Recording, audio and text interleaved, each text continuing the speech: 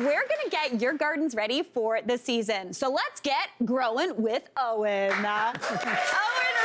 Hi. Hello, how are you? I'm great. Do I get to see you every day this week? I think every single day. I'm so excited about it. Awesome. I know, I'm thrilled. Okay, so before we get into this, you want to talk a little bit about planning our garden. Yes. Okay. So this is like the very basic first step is you need to measure your garden. This is absolutely critical. So understanding the size of your space with one of these is a really important step. I don't usually have that in my gardening tool belt, not gonna lie. You should. Yeah. I have a cheap one. Don't get a nice one, No. it'll get ruined. Yeah. Get a cheap one. But yeah, it's really important to know how big the space is because the most common thing is overplanting. People think the space is maybe bigger than it actually is, get too many things, and then you're ending up with a whole bunch of extra work. That said, don't be afraid to make mistakes. Making mistakes is cool. It's like cooking, right? Yeah, it's how you learn. You're gonna learn by making mistakes, and in this case, you might kill a plant, but that's okay. Yeah. It's okay, I promise. Yeah. Even the best gardeners make mistakes all the time. Okay. Don't be afraid to make mistakes. Okay, I like that. That's a good rule. That's making me feel, easing me into it. Because I'm not gonna lie, my garden is not cute right now. That's I think okay. I did the over planting. So step one, measure, figure out the actual space. Absolutely. Okay, so once we do that, what do you want us to do next? So next we're talking about the light. So you need to assess where the light comes from and how many hours of sun that location gets. And also, maybe there's a big tree. Is it making shade? Is your house making shade? That is super important. So once you've got that figured out, there are 3 basic lighting conditions that we talk about in the garden. Okay. So the first one is full sun. Okay. That means 6 hours or more of direct sun every day. Oh, see, I did not know there was a minimum. I thought it meant all sun all day. And that would be full sun for sure, Yeah. but a minimum 6. Okay, cool. And then part sun, part shade is 4 to 6, so somewhere in the middle. And then shade is less than 4. So if you can figure out how many hours of direct sun, that is the next most important thing. Also, whether it's a wet area, if it's wet, keep that in consideration. If it's low-lying, doesn't drain very well, that's important to know too. So you're saying before we even go to the nursery, we got to figure out the land we're working with. Absolutely. And then that way you'll know how to ask the right questions,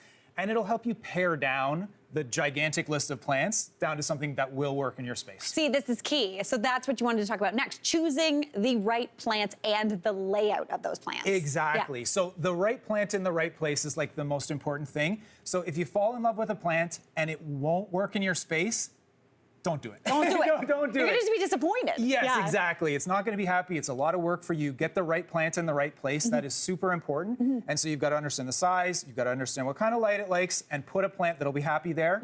Otherwise, it's just more work for you. So that's really, really an important step for sure. Okay, and when you talk about soil, you want it to be, can it be too wet? Definitely can be, but really it's about pick a plant that likes wet soil. Okay. That's the only thing you need to worry about. Don't pick something that likes it hot and dry in a spot where it's shady and wet. Yeah. That's the most important thing to think about. So the sun and the moisture conditions, those are super critical for sure. Okay. And then when it comes to the plant, the tags at the garden center tell you pretty much everything you need to know. So we've actually got a tag we can have a look at here. Okay. And the most important thing, is it an annual, perennial, or shrub? Okay. So how do we tell the difference? Annuals live for 1 year, die in the winter, but they're very pretty. Perennials live for multiple years. Everything above the ground dies in the winter, below the ground lives, grows back next year. And then we've got shrubs, they're woody. Then the new growth comes back from the branches or the roots. Got it. So those are the really important things. If we're looking at a tag, you can look at the hardiness zone. Okay. So it'll say zone 3 to 9 in the case of our echinacea here.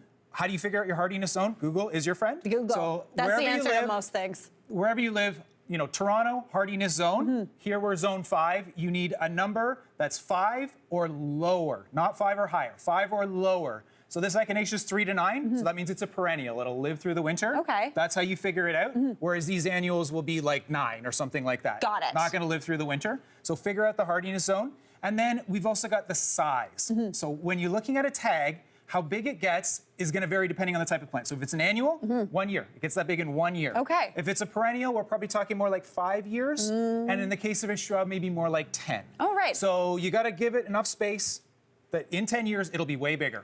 So don't put them right side by side or you're gonna have just a big mess in your garden. This is the thing. Gardening's a long con, not a short grift. You got to get ready for everything to grow out and not do what I do, where you plant everything next to each other. And then it looks awesome the first year, and then it's a train wreck for the rest. Yeah. So All right. planning that space out is really, really critical. All right, so speaking of planning the space out, we're gonna put me to a little bit of the test to see how to put these into this beautiful garden. We are, yeah. Oh boy, okay. So we've got, let's just work with these two. Why don't we start with these two? Okay. Figure out here in our garden, we're gonna pretend the audience is the sun. Okay. And we've got a lot of sun in this Looking spot, right? Yeah. So the sun's all coming from there. So how would you think you'd lay that out? All right, so I've got these babies, Sheridan Nurseries. Whoops-a-daisy, that's a fun name. We got zone 5 to 9, so that is a perennial. Yes, here in Nicely Toronto. done. It's around 2 feet, and that's how big it's gonna grow. And then is that what I need to know? Oh, and full sun. Full sun. So I would put this, ouch, here, right? Yeah, maybe. Maybe we'll have a look at these ones first. I would put this here. Yeah. This is handy. Everyone needs to use a local Owen to come by when you're gardening and you're good to go. So I'd put it about here. Yeah, exactly. Okay. So that's going to be our middle-sized kind of filler. Okay. And then these guys here, if you look on the tag, it'll tell you they're an annual. That is very handy. I like that. Annual grows about 12 to 18 inches, and that's all the way around. That's like a circumference? Exactly, Okay, yeah. perfect. It's the spread, probably also the height with this particular one. Okay, so kind of like that? Yeah, and for the most part with annuals, we're gonna put them towards the front because we wanna be able to see them. They look pretty the whole year, and they tend to be smaller than the other two. All right, so you want to consider height too, right? Big time, Totally. yeah. Right Because on. if you had a tall thing in front, it's gonna shade the thing in back, and then that's not gonna be happy. No. And then is this a shrub? This is a shrub, yeah. And actually tomorrow, we're gonna be talking about a lot more detail about the difference between annuals, perennials, and shrubs. Okay, cool. So tune in tomorrow. I know, you got to tune in tomorrow. Honestly, I thought perennials were per annual, which means once a year, but it doesn't mean that. That means every year, every year. Thank you. coming back. They keep coming back. So this guy I'd put near the back because he's nice and big. Exactly. So shrubs generally, they're gonna go towards the back. Perennials, annuals, and we want to go tallest to shortest. We don't want the tall thing in front to shade the short things.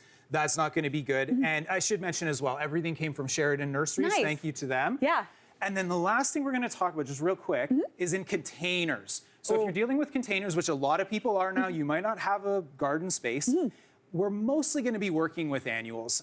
Shrubs and perennials are both not super reliable to come back every year in planters. Yeah. So we'll use annuals for that, and we want to squish them. So according to our directions, we would just put one of these in this space. I was going to say, you lied before. I did, I did. So containers are kind of the exception. So those we want to squish stuff because it can spill over the sides. Okay, nice. And we want it to look good kind of right from get-go. Yeah. And then it'll just look better as the season goes on. So feel free to squish things in planters, that's okay, but don't squish things in the garden. Okay. Otherwise it's gonna be a ton of work in the long run. Well, what I've learned today is I'm a planter gardener because I like squishing everything together, as you can tell by my forest situation we've got going on here. Owen, great gardening tips. You've got them all week long. I'm so excited getting ready for the long weekend. Great job. Be sure to tune in. We got to take a quick break. We'll be right back. Hey, Mary here.